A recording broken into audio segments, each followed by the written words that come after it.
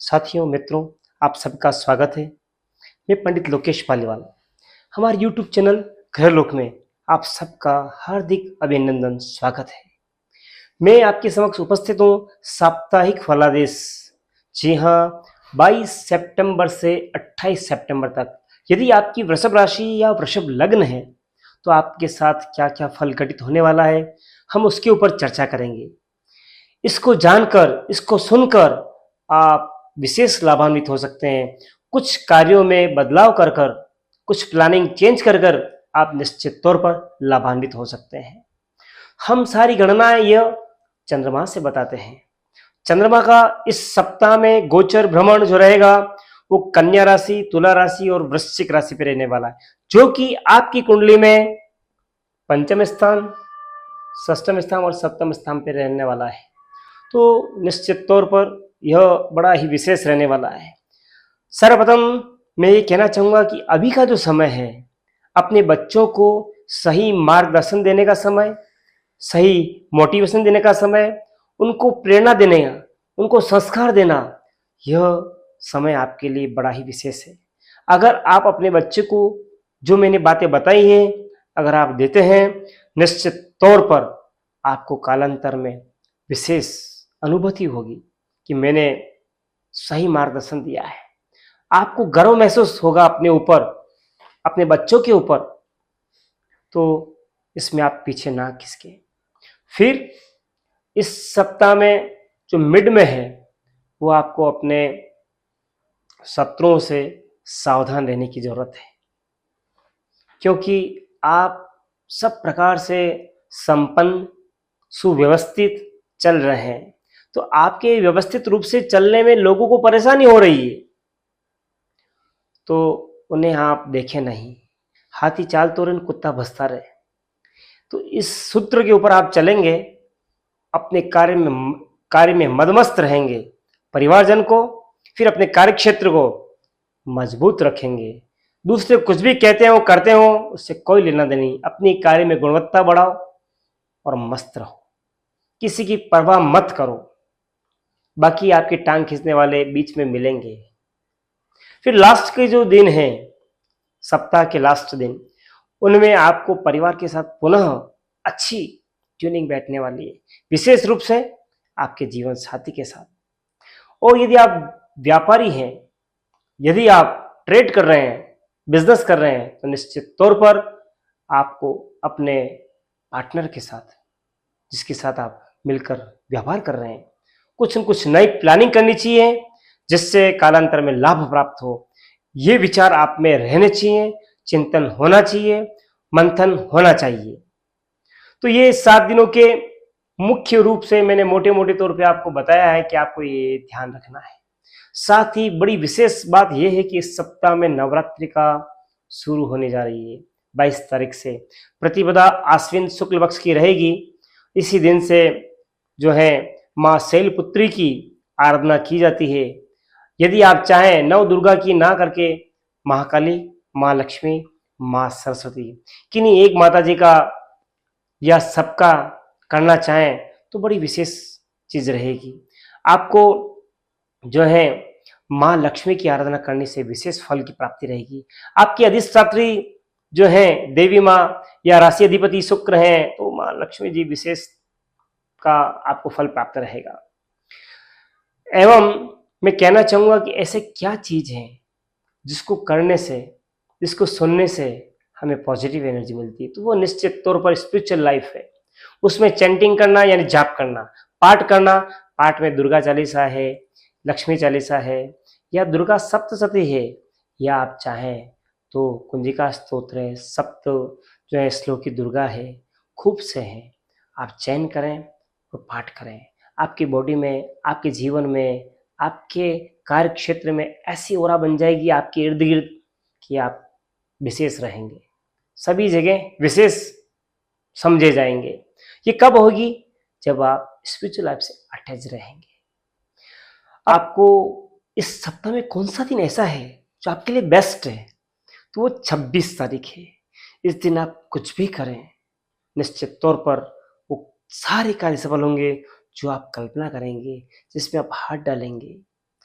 साथ ही ये बताऊंगा कि कौन सा कलर इस सप्ताह में आपके लिए बेस्ट बना हुआ है। तो लाइट कलर, लाइट ब्लू है, ऑफ वाइट है, कोई भी कलर जो आपको फेवरेट है उनको, लेकिन लाइट डार्क कलर ना पहने आप। ये कलर पहनते हैं तो आप निश्चित तौर पर आपकी मानसिकता पॉजिटिव रहेगी, आपका उत्साह बना रहेगा और आपका विशेष रहेगा। फिर बात करें कि कौन सा दिन आपको अवॉइड करना है, तो 22 तारीख जो है इस दिन आप, यह मिला जुला है, बाकी सारे दिन आपके लिए बहुत अच्छे हैं लेकिन ये मिला जुला है। हम बात करेंगे और स्पेशल कि जो उल्लेखित बिंदु हैं इनके ऊपर बात करेंगे। सर्वप्रथम हेल्थ के ऊपर बात करेंगे।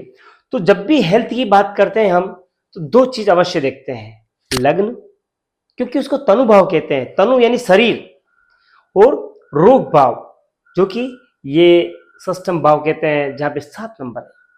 तो इन दोनों का विचार करते हैं, साथ में यह भी देखते हैं हम कि कौन से भाव में कौन से ग्रह विशेष निर्बल बने हुए हैं, तो हमारे बॉडी के उस पार्ट में हमें तकलीफ रह सकती है।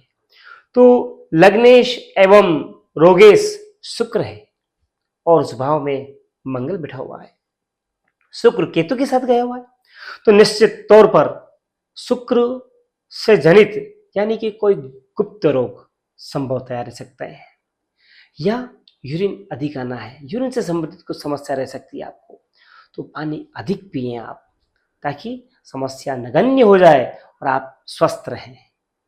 फिर कमर के आसपास, चेस्ट के आसपास खिंचाव हो सकता है, आप में पेन हो सकता है, यहाँ आप ध्यान रखें। फिर हम लव की बात करेंगे। जब भी लव की बात करेंगे पंचम भाव देखेंगे जहां पर सूर्य, बुध और चंद्रमा बैठे हैं, तो यह भाव बड़ा ही मजबूत बना हुआ है। क्यों? क्योंकि बुध जो है स्वग्रही हैं, उच्च के हैं, मूल त्रिकोण के हैं, और सूर्य बुधादित्य योग बन रहा है। इस वजह से आपको लव से लाभ है और जो आप चाह रहे हैं वो अवश्य प्राप्त होगा। फिर बात करें रिलेशन की, तो आपके रिलेशंस बड़े अच्छे रहने वाले हैं, लेकिन लोगों की भावनाएं और आपकी भावनाओं का जो तालमेलता है उनमें कुछ वेरिएशंस रह सकता है, घर परिवार में भी और बाहर भी। तो आराधना पक्ष मजबूत रखें आप। फिर बात करें कैरियर की, तो निश्चित तौर पर कैरियर की स्थिति बड़ी ही मजबूत बनी हुई है। आप बहुत सोच रहे हैं और विशेष सोच रहे हैं, लेकिन वो आपको जो मिलना चाहिए उसमें आप 2 कदम पीछे रह रहे हैं। तो ऐसा उपाय बताएंगे जिसको कर कर निश्चित तौर पर आप वो 2 कदम का जो गैप है वो कवर कर पाएंगे और उपलब्धि हासिल कर पाएंगे। फिर बात करें मैरिज की, तो मैरिज के योग अभी नहीं है, सामान्य बने हुए हैं, विशेष प्रयास करने पर ही सफलता है, बाकी नहीं।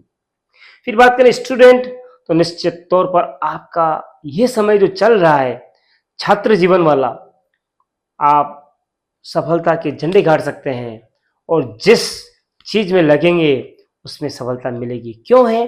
क्योंकि बुध वाणी, बुद्धि, मस्तिष्क, लेखन सबके अधिपति माने हैं और पंचम भाव विद्या का माना है, उसमें बुध है। तो निश्चित तौर पर आपका यह क्षेत्र इस समय बड़ा ही मजबूत रहेगा, आप इसका भरपूर लाभ उठाएं, सही मार्गदर्शन में सही राह पे आप आगे बढ़ें ताकि लाभ प्राप्त हो। ऐसे क्या उपाय करें जिससे हमारा सब कुछ अनुकूल बने? ऐसा क्या उपाय हो जो दोहरा हो? तो आपको चींटियों को कीड़ी नगरा डालना है, मंदिरों में विशेष रूप में मां लक्ष्मी जी के मंदिर में खीर बांटनी है। आप यह करके देखें, निश्चित तौर पर आपको विशेष लाभ प्राप्त होगा। और लक्ष्मी जी, गणेश जी, इनकी आराधना करें। अगर आप ये करते हैं आपके कार्य सहज इतने सुंदर होंगे जिसकी आपने कल्पना नहीं की होगी, परिवार वालों ने कल्पना नहीं की होगी कि यार क्या करता था, क्या हो गया, ऐसे कैसे हो गया, सारे स्तब्ध रह जाएंगे। यह कार्य आप करें, निश्चित तौर पर आप सफलतम बनेंगे। अगर मेरी बातें आपको अच्छी लगी हुई हो शेयर करें, मित्रों से, परिवारजन से लाइक करें, सब्सक्राइब करें, नीचे जय माता दी अवश्य लिखें। जय श्री कृष्ण।